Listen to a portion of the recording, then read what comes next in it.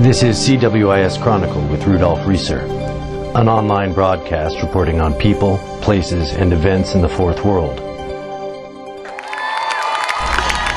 Fourth World nations are making a strong effort to restore their cultural way of life.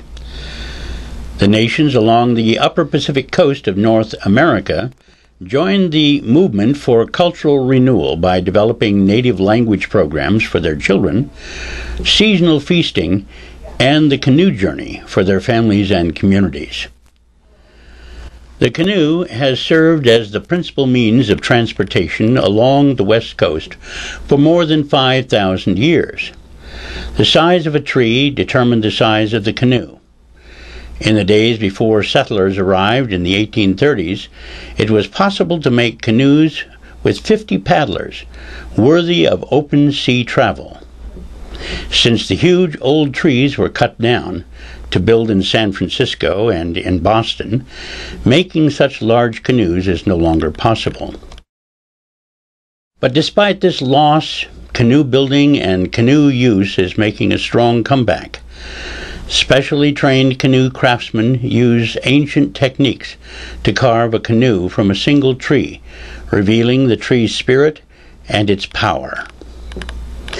As recently as the early 20th century, Quinault, Haida, Tlingit, Makah, Lummi, Squamish, and Nuu-chah-nulth nations are among those who traveled up and down the coast from one community to the other by way of the ocean, in the straits, and up rivers to trade goods and transport people.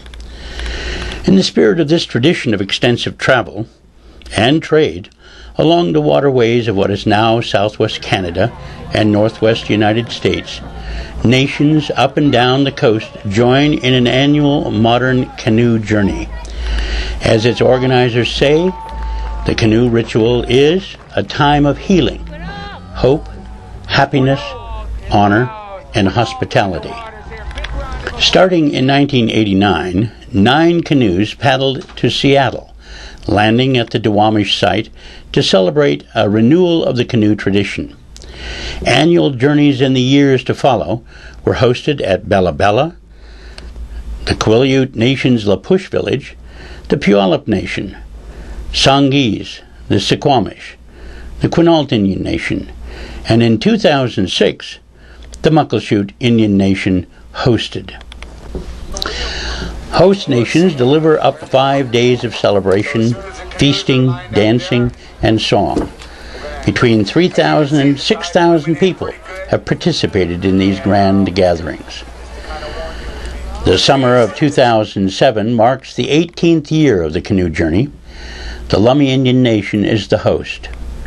More than 60 canoes and more than 5,000 people from nations around the region joined in the August celebration at Lummi to greet the arriving canoes. Canoes traveled in some instances more than 600 miles to reach the Lummi Nation. They traveled from nearby nations like the Samish, Swinomish, and Puyallup. From across the islands to the west, canoes traveled from Saanich, Songhees, and far north on the Vancouver Island from Quileute. Canoes also came down the Canadian coast from the Nuu-chah-nulth at Bella Coola and Bella Bella. Each canoe has from 8 to 11 paddlers and a canoe leader. It is the canoe leader's responsibility to navigate and to serve as principal spokesman upon arriving at the host nation's site. We've come long and far from Fall River, BC. We're asking permission to come ashore, share some songs, share some food. It's a great honor to be on your shores. And I thank you all for coming out to greet us. Paddlers and canoe leaders, both men and women, are representative of families dedicated to the restoration of each nation's culture. Each must train for much of the year preceding the actual journey. In preparation, there are meetings to attend, tide tables to consult, routes and takeoff times to plan, and fundraising efforts to help pay expenses. There are gear and supplies to gather and prepare, regalia to make, canoe blessings, cleansing ceremonies, and then cold water safety training among the many preliminary activities. For all the participants, this is a time of rigorous preparation. There are strict rules each paddler and canoe leader must observe. Violation of any of the rules is sufficient reason to be removed and replaced. Respect for the canoe leader and paddlers is essential. No one is permitted to use drugs or take alcohol while in training over the year, and each person is obligated to learn and teach throughout the arduous year, giving and receiving. Personal discipline is required. Life among the salmon peoples of the Pacific Coast is rich in ceremony and culture, and now it is made richer by the restoration of the canoe journey.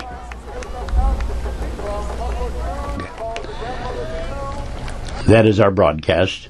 Thank you for watching. I'm Rudolph Reeser. You can support these broadcasts and the Center for World Indigenous Studies through online contributions.